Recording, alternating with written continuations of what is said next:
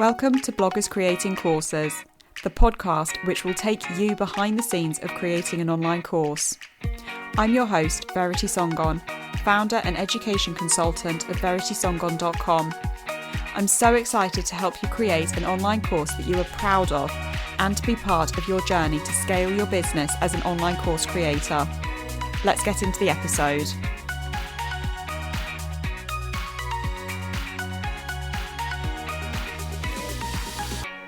Hey everyone, and welcome back to another episode of Bloggers Creating Courses. I'm going to start off this episode with just a little disclaimer. I do have my 6-month-old in the room as I'm recording this, so if you do hear a little baby giggle or a little noise that you think is coming from a baby, it is not your imagination.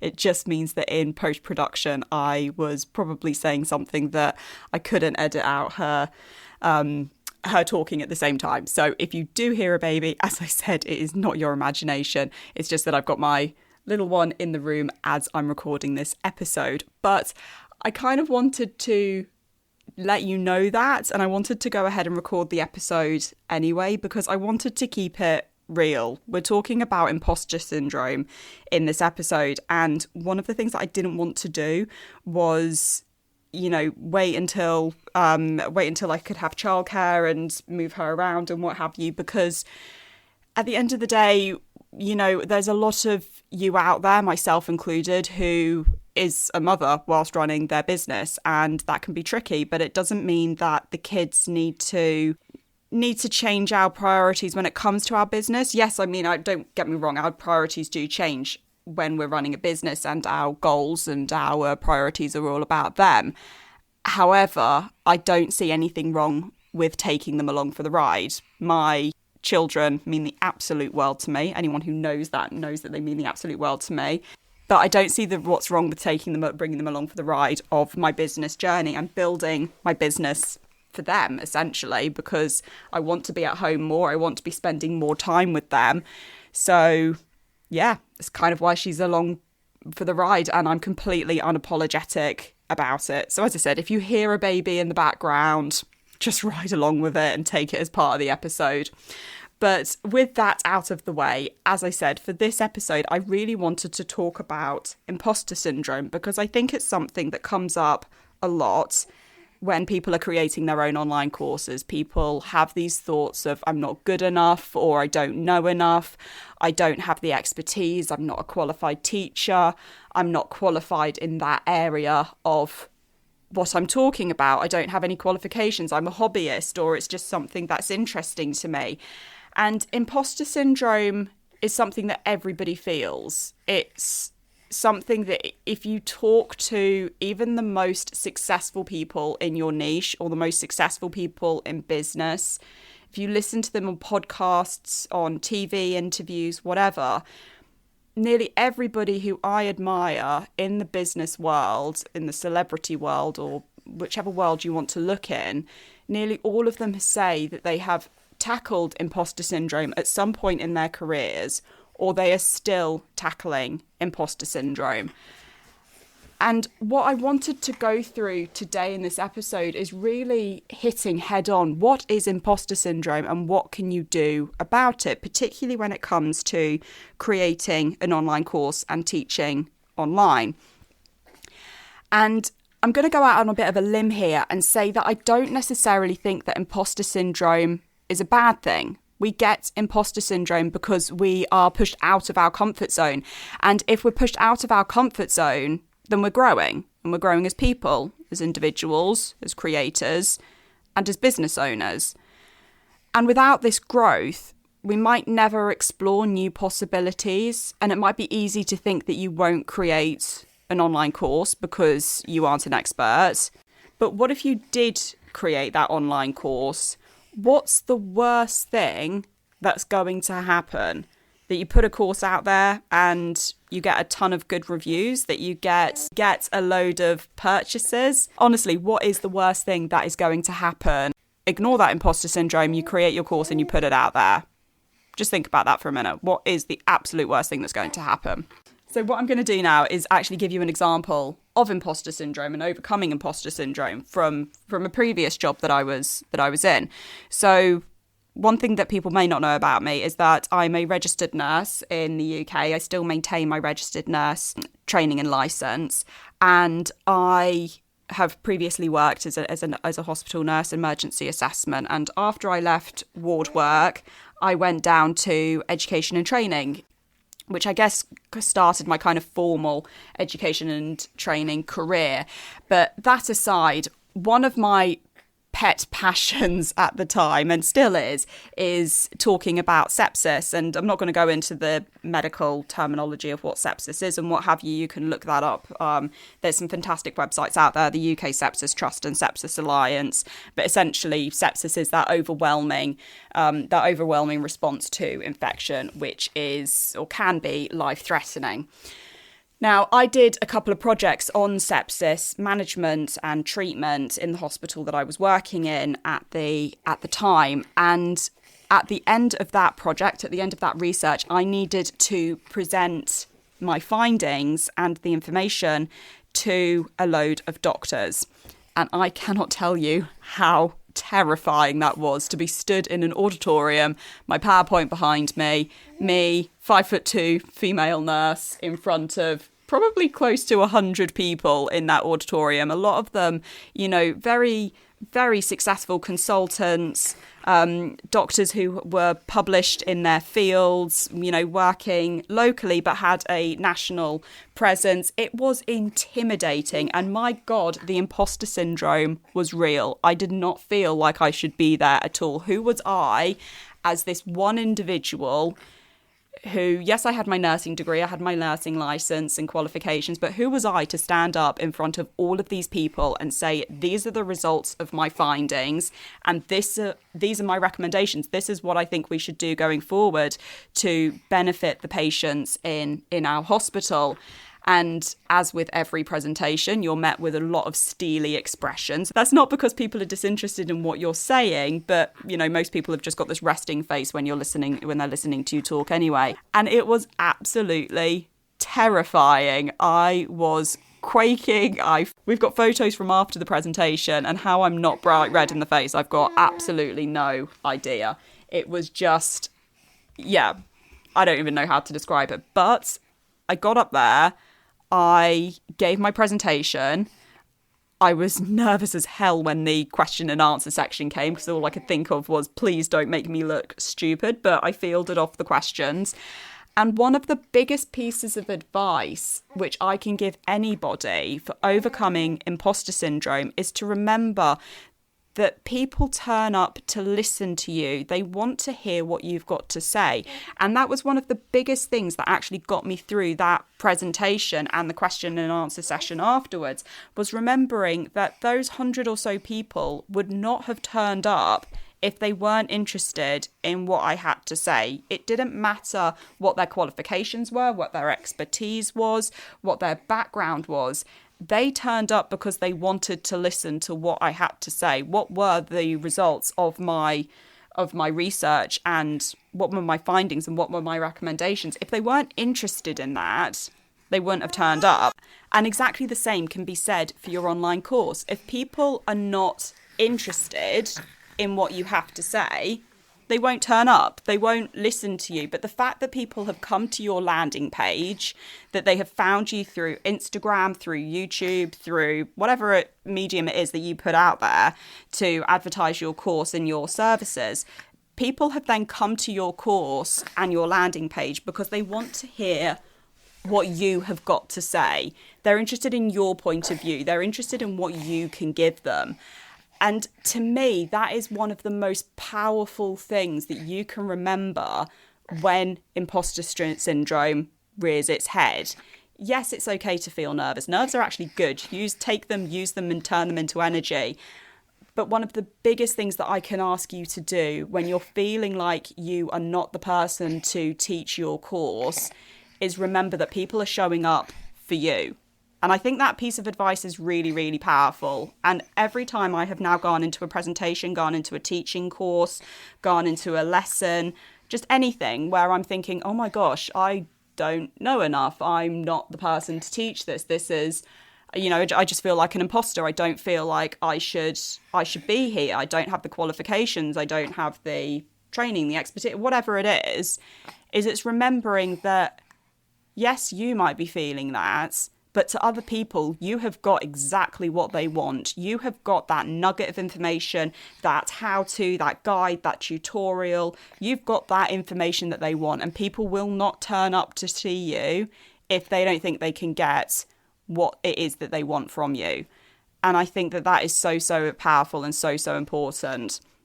And just going back to that example of what I was saying about giving that presentation to all those doctors, is the opportunities that came as a fallout of that were absolutely phenomenal. I ended up writing an article in the Nursing Times, which is a national journal in the UK. I also ended up working with the UK Sepsis Trust. They've got a training manual around sepsis, and I authored one of those chapters, which I was so, so proud of, and it was amazing to have that experience. And I also went to conference and I presented some posters at conference around the work I'd done. And those opportunities would not have come about if I hadn't had the gumption to give that presentation, because at the end of the presentation I had people coming up to me saying, you need to get this published, you need to, take this to conference, you need to, put it out there, what you have researched and what you've done, which, I probably wouldn't have had the confidence to do that if people hadn't suggested it to me. And it's exactly the same with your online course. Once you get over that imposter syndrome, once you put out your information, put out your course, you don't know what opportunities might come as a result of that. I'm not saying that someone's going to pick up the phone to you immediately and say, hey, can you come and present at this conference? Or hey, can you come and collaborate on this online course or whatever? But what you can then do is start upping your confidence and improving your confidence. You're thinking, right, I've done this one thing, I've done my online course, I've put it out there. Well, actually, maybe I want to advertise it on a podcast. So maybe what I do is I email or, reach out in some way or another to somebody who's got a podcast, whose audience are in my niche. And I say, hey, I've got this online course and I'd really like to come on your show and talk about it and talk about the subject around the course and promote it to your audience. They might say no, but they might say yes. And slowly what you're doing is chipping away at that imposter syndrome and that feeling of being an imposter, because you go on one podcast and talk about your course and people start seeing you as more of an authority. And then maybe you write a blog post about it and stick it on your website. And again, you're improving your authority on the subject. And before you know it, you've got a collection of pieces of evidence behind you, which makes you think, actually, yeah, I do know what I'm talking about. People are coming to me. They're looking at my Instagram posts. They're looking at my Facebook posts or Twitter posts, whatever social media medium that you're using. And people are seeing me as an authority on my subject. And slowly that will help you with those feelings of imposter syndrome. And don't get me wrong, imposter syndrome never goes away. If I had to go and give the same presentation tomorrow to that same room full of doctors, I would still be absolutely terrified, but I would feel more confident, and hopefully that confidence would override that terror and that sense of I shouldn't be here and this isn't for me. And that confidence will help push me through. And as I said, the same works with online courses. When I did my first online course, I remember feeling so, so nervous. I was thinking, who am I? I know nothing about online courses. I know nothing about online education. I can teach in a classroom. I'm qualified to teach in a classroom, but how does that translate online? And when I put out my first online course, it was for a business a company I was working for at the time. And all I could think was, no one's going to buy this. Nobody's going to view it. Everyone's going to think it's rubbish because I don't know anything about training online. But actually, as I created more courses, that sense of imposter syndrome, it was still there. Don't get me wrong. Every time I put out an online course, I think, oh my gosh, what on earth am I doing? But at the same time, my confidence has grown with online courses. I understand how to apply the teaching theory that I know from my training and my qualifications. I know how to apply that to online courses now. I know how to structure an online course so that people learn from it.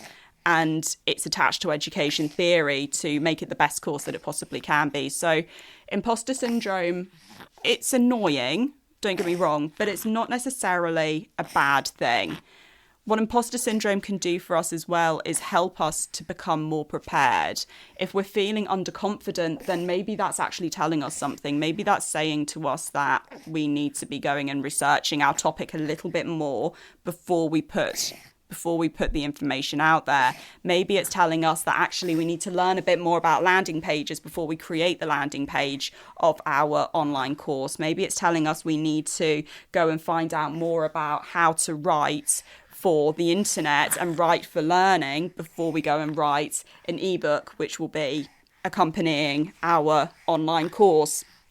So sometimes imposter syndrome can be good because it actually tells us internally where we need to be looking at changing our viewpoint or gaining additional skills before we go forward with what it is that we need to be doing.